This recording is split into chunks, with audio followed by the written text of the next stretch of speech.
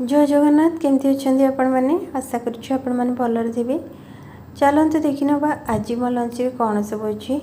आज मो लंच रे अच्छी मिल मेकर पलौ आ मिल मेकर आलूर तरकारी आउ किछि मिठा आंब। जदि आज आपण मानक मो लंच थाली पसंद आसथिबो ताहेले वीडियो को बेसी टू बेसी लाइक शेयर आउ सब्सक्राइब करने को जमार भूलिबेनी।